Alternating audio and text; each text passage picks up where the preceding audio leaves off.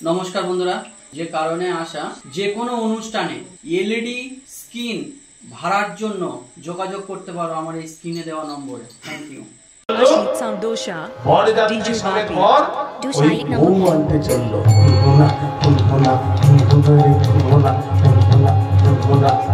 তোমরা উলুধ্বনি দাও, শঙ্খধ্বনি দাও। রামচন্দ্রের বিয়ে করতে গেল সেই বুধির গ্রামের পাশের গ্রাম। রত্নমালার সঙ্গে বিয়ে হলো। রত্নমালাকে পুনরায় পালকিতে করে নিয়ে আসছে। কিন্তু হে ভক্তমণ্ডলী মায়েরা, আসা যাবার পথে একটা জায়গা পড়ে, সেই জায়গার নাম হলো জাজিক গ্রাম। ওই জাজিক গ্রামে মহাপ্রভুর দ্বিতীয় কলেবর শ্রীনিবাস আচার্য একটা বট গাছের তলায় ভাগবত পাঠ করছেন। আর বউ নিয়ে যাচ্ছে পালকিতে করে বর, পেছনে পেছনে বরযাত্রীরা ঢাক ঢোল বাজিয়ে এত হই হট্টগোল করে যাচ্ছে ওই রাস্তার উপরে। ওই রাস্তার উপরেই যখন যাচ্ছে তখন ভক্তরা এই বাবাজিকে বললেন, অর্থাৎ শ্রীনিবাস আচার্যকে বললেন, বাবা ঠাকুর আপনি ভাগবত পাঠ একটু বিরত রাখুন। ওই যে বউ নিয়ে যাচ্ছে বরযাত্রীরা এমন হই হট্টগোল করে যাচ্ছে, আপনি বিরত থাকুন, ওরা বেরিয়ে যাক, তারপর আপনি আবার শুরু করবেন। শ্রীনিবাস আচার্য একটা বট গাছের পাতা ওই ভাগবতে দিয়ে বইটা বন্ধ করলেন, ভাগবত বন্ধ করলেন। এটাকে বলা হয় বুকমার্ক, বলে না, সেই বুকমার্কটা দিল পাতা দিয়ে। কিন্তু শ্রীনিবাস আচার্য পালকির দিকে চেয়ে দেখলেন যে ওই গদাধরের দ্বিতীয় কলেবর রামচন্দ্রকে যেই না দর্শন করেছে অমনি চমকে গেলেন। চেনা চেনা মনে হয় যেন বহুদিনের চেনা, চেনা চেনা মনে হয় যেন বহুদিনের চেনা। শ্রীনিবাস আচার্য যোগ বলে জানতে পারলেন এ তো আর অন্য কেউ নয়, এই আমার গদাধরের দ্বিতীয় কলেবর। আমি যেমন শ্রী গৌরাঙ্গের দ্বিতীয় কলেবর, এই হলো গদাধরের দ্বিতীয় কলেবর। কিন্তু গেল গেল জনম বিফলে গেল, গেল গেল জনম বিফলে গেল। কেন গো গেল জনম বিফলে গেল কেন বলা হচ্ছে? ওই যে সুন্দরী বউকে নিয়ে ঘরে চললো, গেল জনম বিফলে গেল। এই যে দেহ, এই দেহটা রক্ত মাংসের গড়া হলো, মায়াবদ্ধ জীব হলো, সংসার করে বউ নিয়ে ঘরে গিয়ে শুধু বউ বাচ্চা সংসার এ করলে নরজনম সার্থক হবে না। এই নরজনম সার্থক হবে কোথায়? সংসার করি না কেন? ওই যে প্রথমে বললাম, একটা আশ্রয় গ্রহণ করে গুরুকরণ করে গোপী ধনু ধরে যদি গোবিন্দ ভজন করতে পারি তাহলে আমরা গোবিন্দের চরণ লাভ করব। কিন্তু গেল গেল জনম বিফলে গেল, রসাতলে গেল। আজকে জাজিক গ্রামে বট গাছের তলায় শ্রীনিবাস আচার্য রামচন্দ্রকে দেখে বলল, এত সুন্দর দেখতে বরযাত্রী যাচ্ছে, এত সুন্দর দেখতে যে ছেলেটা, গেল গেল জনম বিফলে গেল। কোথায় সার্থকতা? ওই গোবিন্দের চরণ যেদিন লাভ করবে সেদিনই তার জীবন সার্থকতা।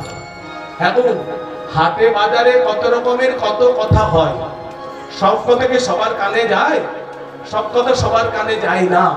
কিন্তু আজকে যার কানে প্রবেশ করার কথা সেই তার কানে কিন্তু প্রবেশ করেছে। রামচন্দ্র সেন শুনতে পেয়েছে।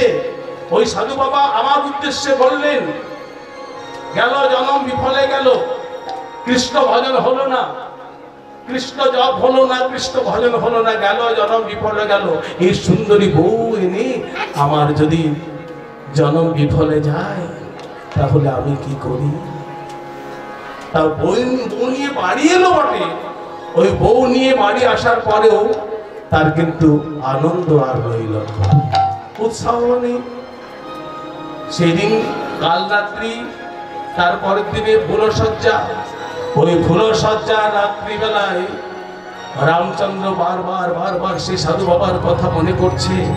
গেল জনম বিফলে গেল, কৃষ্ণ ভজন হলো না, আমার আমার এই নরজনম বিফলে যাবে না। আমি আমি কিছুতেই বিফলে হতে দেব না, আমি কিছুতেই আমার জনম বিফলে যেতে দেব না। তাই ফুলসজ্জা রাত্রিতে নববধূ আমার রত্নমালা কত আশার আলো জেলে বসেছিলেন। প্রত্যেক নারীর জীবনে ফুলসজ্জা রাত্রিটা একটা অন্য অনুভূতি। ঘোমটা নিয়ে রত্নমালা বসে আছে, কনে সাজে, নববধূ সাজে। ইচ্ছাটা কি? আমার স্বামী নিজের হাতে ঘোমটাটা খুলে আমার মুখ দর্শন করবে, আমাকে কত ভালোবাসবে, আমাকে কত যত্ন করবে, এই আশার আলো জেনে বসে আছে। কিন্তু রামচন্দ্র সেন ফুলসজ্জার রাতে ফুলসজ্জার ঘরে ঢুকে ওই আশার আলোতে জল ঢেলে নিভিয়ে দিল। কি জল? রত্নমালা। তোমাকে যখন পালকিতে করে আমি আনছিলাম, তখন ওই আসা যাওয়ার পথে একটা জায়গা পড়ে জাতিগ্রাম। ওই জাতিগ্রামে বড় গাছের তলায় এক সাধু বাবা আমাকে নাকি খুব দেখতে সুন্দর, এটা বলবো। বলে, সত্যি তো তুমি দেখতে খুব সুন্দর, আমার বান্ধবীরাও তোমাকে দেখে বলেছে আমাকে আমার নাকি সৌভাগ্যের সীমা নাই। বলে, শোনো শোনো, আমি দেখতে সুন্দর সে কথাটা বলেছে, এত সুন্দর চেহারা যার। আরেকটা কথা বলেছে জানো, গেল জনম বিফলে গেল। আচ্ছা, তোমাকে বিয়ে করে এনে আমার কি জনম বিফলে গেল? ধন্য জীবন কোথায়? তিনি বললেন, কৃষ্ণের ভজনে ধন্য। এই কথাটা কিন্তু আমি শুনেছি, তুমি শুনেছো? বলেন না। তাই জীবন ধন্য করার জন্য আমি গুরুদেবের কাছে দীক্ষা নেব। বেশ, দাদু আমাকে যখন দেখতে গেছিল বলেছিল, স্বামীর ধর্মের সহায়িকা যদি হতে পারি তবেই নাকি আমি সহধর্মিণী হব। তাই সহধর্মিণী হবার জন্যই তো আমি তোমার সঙ্গ চাই, আমি তোমার সঙ্গ দেবো। বেশ, তো এই বিয়ে হয়ে গেল, এবার দুজনে আমরা যুগলে যুগলে দীক্ষা নেব, দীক্ষা নিয়ে গোবিন্দ ভজন করব। বলে, না, তাহলে হলো না, আমাকে এই ঘর ছাড়তে হবে চিরদিনের জন্য, চিরকালের জন্য। এই ঘর ছেড়ে সেই সাধু বাবার চরণে আমাকে পড়তে হবে, সেখানে গিয়ে দীক্ষা নিয়ে আমি গোবিন্দ ভজন করে গোবিন্দের চরণ লাভ করব। বলে, সে কি, তুমি এই ঘর ছেড়ে চলে যাবে? বেশ, তাহলে চলো। আর আমি যখন বনে গেছিল তখন সীতাকে সঙ্গে নিয়েছিল। বলে, না রত্নমালা, তা তো নয়, তোমাকে কাঁদাতে হবে। গৌর হরি যেমন বিষ্ণুপ্রিয়াকে কাঁদিয়ে পালিয়েছিল, ঠিক তেমনি তোমাকে কাঁদাতে হবে। তোমার কান্না শুনে এই পৃথিবীর মানুষ কাঁদবে, তখন তারা হরিনাম কৃষ্ণ নাম গ্রহণ করবে। তাই তুমি আমাকে বিদায় দাও, তুমি আমাকে বিদায় দাও রত্নমালা। এই গভীর রাত্রিতে আমি আমি সব কিছু ছেড়ে চলে যাই। না গো না, তুমি আমাকে না জানিয়ে যদি আমার গলায় একটা ছুরি বসিয়ে চলে যাও, আমি তোমাকে মানা করতে পারবো না। কিন্তু আমি সজ্ঞানে আমার চোখের সামনে থেকে তোমাকে কিছুতেই এমন ভাবে যেতে দিতে পারি না। তোমার পায়ে পড়ি, আমাকে ছেড়ে তুমি যেও না। নিশীথে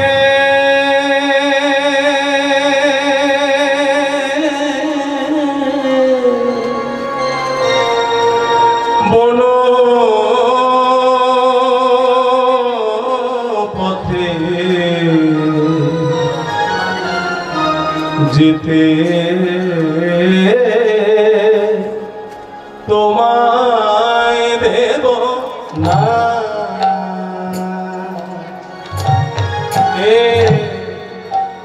নিশীথে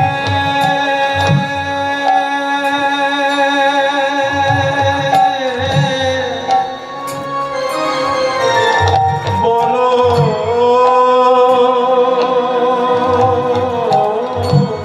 পথে যেতে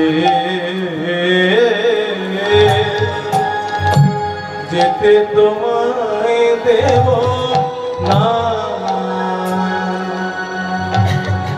যেতে দেব না, না। যেতে দেব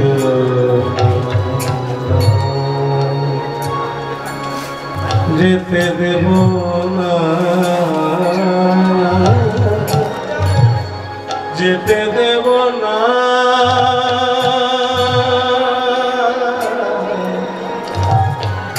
না না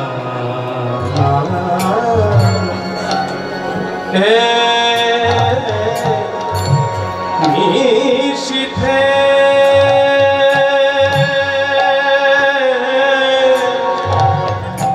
বনো পথে যেতে তোমায় দেব না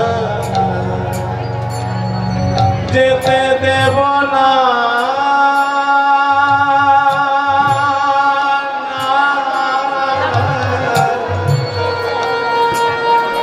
যেতে দেব না যেতে দেব না না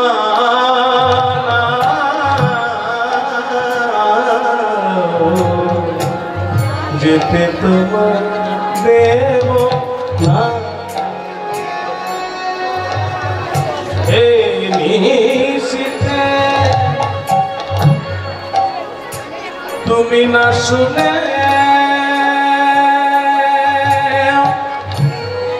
শোনো না কথা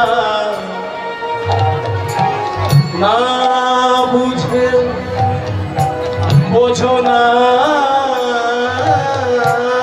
ব্যথা তুমি না শুনে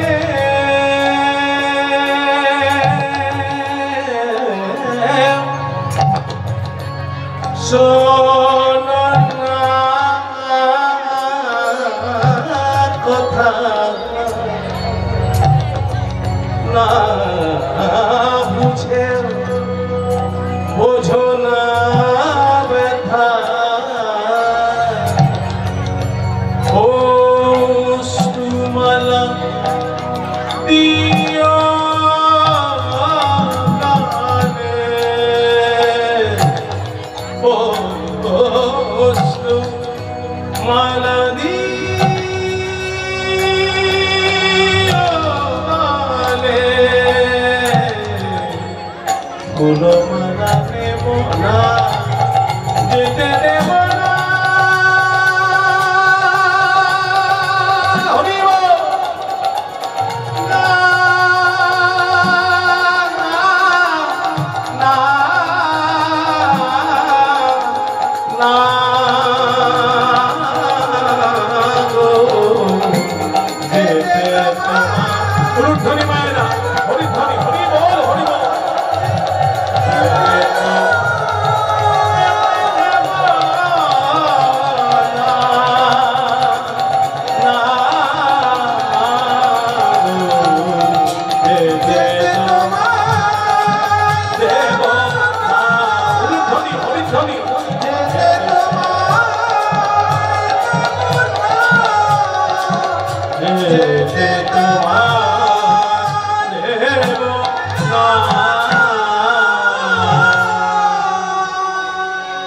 চলে গেল আমার বুকে পাথর দিয়ে আমার স্বামী চলে গেল রত্নমালা মাটির উপর আছাড় দিয়ে কাঁদতে লাগলো বেলা তখন হয়ে গেছে গুরুদেব শ্রীনিবাস আচার্যের পায়ে পড়ে